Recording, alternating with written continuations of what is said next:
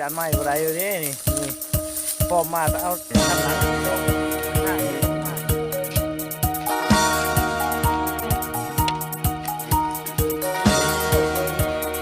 งานหนักลาลูเพิ่งเลยค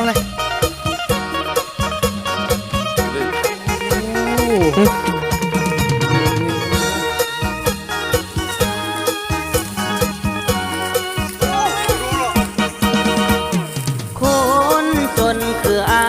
ยวันวาเลนไทน์ยังไปไต้หนูก็เพราะหัวใจไร้คู่หากินหาอยู่บนทางดินรกแน่ใจอ้างว้างก็เปิดเพลงฟังวิทยุชุมชนตานกะตาส่งรันน้ำมาแบบคนบ่มีแฟนรถตัดเดือนรอนาผู้โบตาเป็นหมู่คู่ใจคนมาไทยนากระไดมีบุญบ้านใดขับไปฟังลาจุดเด่นของอายคือส่งยีนกับเสื้อยืดผู้แทนหากินมันถึงที่การด่านแฟนแค่ได้กินคุณดีตัวนึงไปเอาไอ้หนุ่มชุมชนมีคนขนานนามกินต้มไก่ใส่ใบบักขามยามนยอดเข้ามาหน้าไม้มอบเพลงจากใจให้ผู้หลังคนผ่านอายดีเจชุมชนเปิดเพลงโดนให้คนฟังกันคนจนคืออายวันวาเลนไทน์ยังไปไต้หนูความจนตอนให้คนสู้กับพอได้อยู่มุมมือมุมบ้านแต่ถ้าได้น้องมาประคองคงดีกว่านั้นสิกู้เงินกองทุนหมู่บ้านมาช่วยสร้างฝันในวันแต่งเรา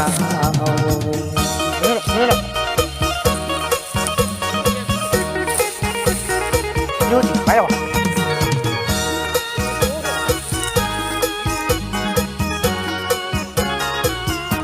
ไอ้หนุ่มชุมชนมีคนขนานนามให้เอิญหมูกินต้มไก่ใส่ใบบักขามยามนยอดผู้เข้ามาหน้าไม้มอบเพลงจากให้ผู้หลังคนผ่านอายดีเจชุมชนเปิดเพลงโดนให้คนฟังจานรุ่นคนจนคืออายวันวาเลนไทน์ยังไปไต้หนู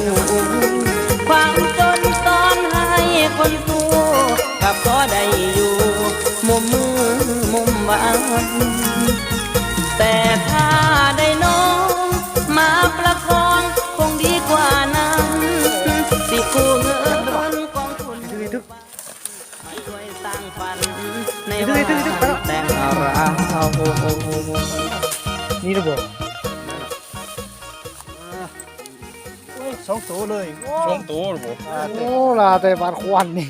บานควันโอหลานปลาดีกว่าเสลไม่เสลงไอ้ขาตั้งเลยนี่กัดทงโอ้วันหนึ่งสองจานใหม่อะไรอยู่นี่นี่พอมาเอากำหลังคูเนาะมาชาดีกว่ามากไอ้น้องเอาจะมือจากการหอมหมูเนาะส่วนของเปลือกมีความสุขอยู่ในระดับนึงที่ฝึกพอใจไปแล้วนี่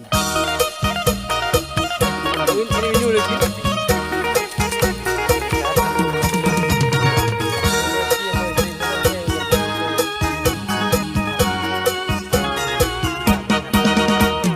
ค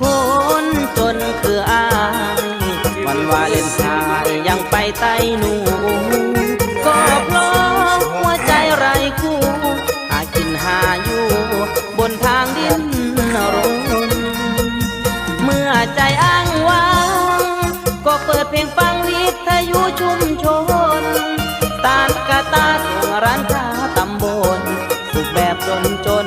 คนบ่มี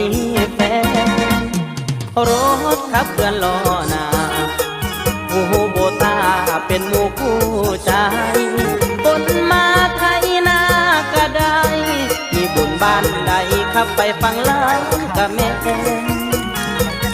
ชุดเก่งของอาย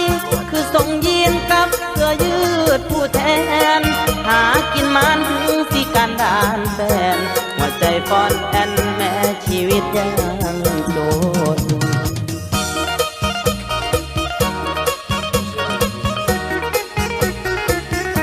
ไอ้หนุ่มชุมชนมีคนขนานนามให้เอิ้นหมูกินต้มไก่ใส่ใบบักขามยามมนยอดตู้เข้ามาหน้าไม้มอบเพลงจากใจให้ผู้ ที่นี่นั่นแน่ตื่ม4-5 มื้อหรือว่าอาทิตย์หนึงจัง